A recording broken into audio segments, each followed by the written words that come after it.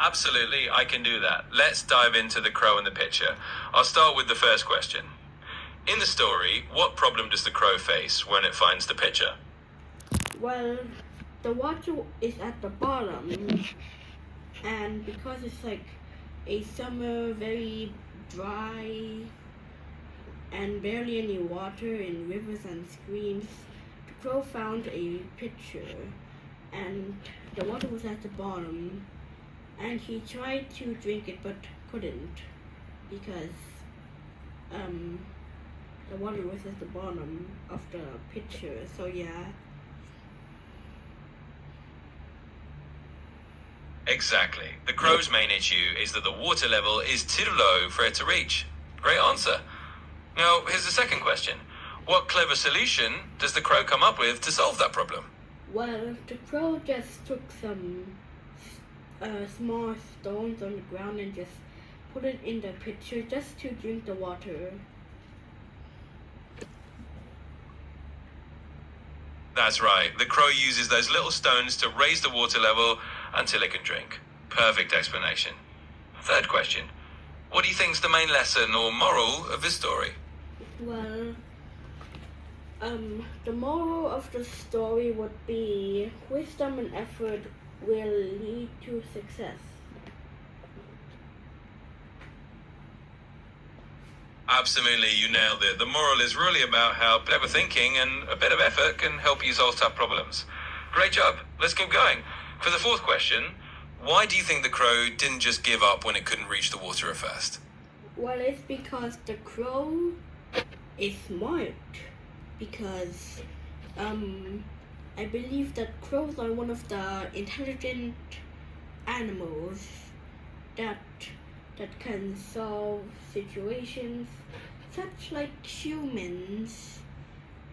So yeah, and the crow didn't give up because the crow was probably very thirsty and tried to solve like how or why then the crow cannot reach and just looked at the stone and just used it. So yeah. Exactly, that's a great insight. Crows really are known for their intelligence, and that's why this story fits so well. It shows how they can figure things out instead of giving up. Nicely said. So here comes question 5. In real life, what might be a situation where using a clever solution like the crows could help someone solve a problem? I would say like maybe like I don't really know what crows are used for, but I would say maybe like like helping, like solving a problem, like a simple problem, like how to open a walnut. So yeah. That's a fun and practical example. Just like the crow figures out how to get the water, people might figure out simple, clever tricks, like maybe using a tool or a different method to open something tricky, like a walnut. It's all about using a bit of ingenuity. All right, on to question 6. Do you think this story teaches anything about persistence as well? Or is it mostly about cleverness? I would say it teaches that like wisdom and effort can lead to success, which might be true for some, such as like just a good job, such as doctors and engineers, which requires to be very intelligent. So yeah, and so yeah. Absolutely. It really does emphasize that combination of wisdom and effort.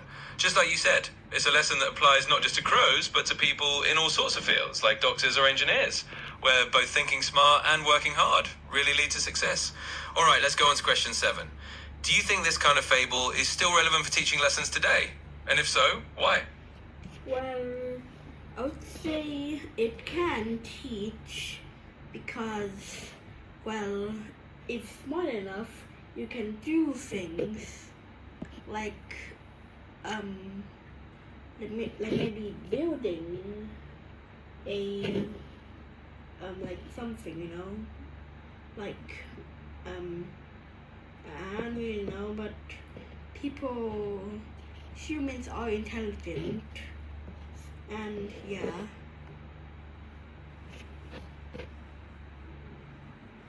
Absolutely, that makes a lot of sense. These kinds of stories definitely still have a place because they show that if you're clever and you think things through, you can solve problems, just like people inventing or building new things in real life. It's a timeless lesson that intelligence and creativity can help you get through tough spots. All right, question 8. Do you personally enjoy these kinds of fables, or do you prefer other types of stories? I would say, like, if it's interesting, then yes, I do like it, but if it's not, then I don't like it.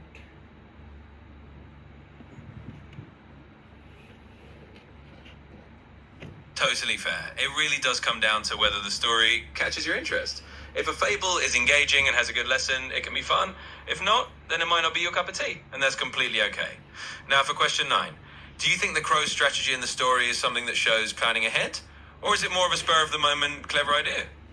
I would say, like, it doesn't plan ahead because the crow just found a picture, which, yeah, and like it just figured out like how to know how to drink it because, yeah.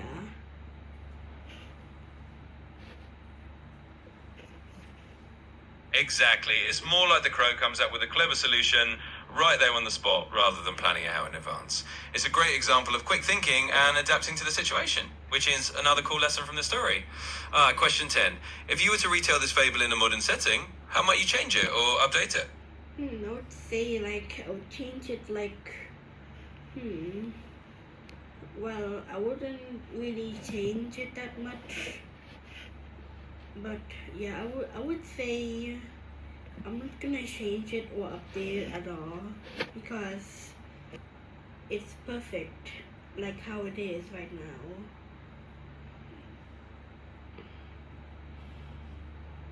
That's a totally valid choice.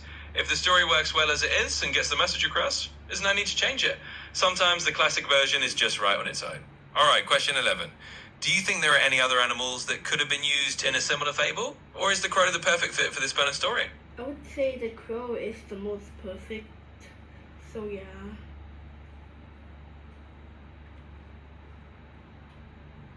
Absolutely. The crow really does seem like the perfect fit for this story because of its cleverness. It's a nice way to highlight how resourceful and smart crows are. And now we're at question 12, the final one. After going through all these questions, do you feel like you understand the story in a new way? Or has your view of it changed at all?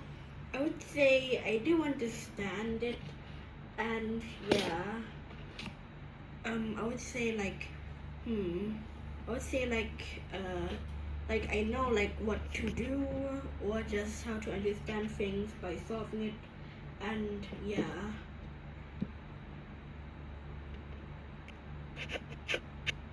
That's awesome to hear. It sounds like you've got a really good handle on the story and its lessons now. It's great when a simple fable can help us think about problem solving and understanding things in a new way. Thanks for going through all these questions with me. It was a lot of fun.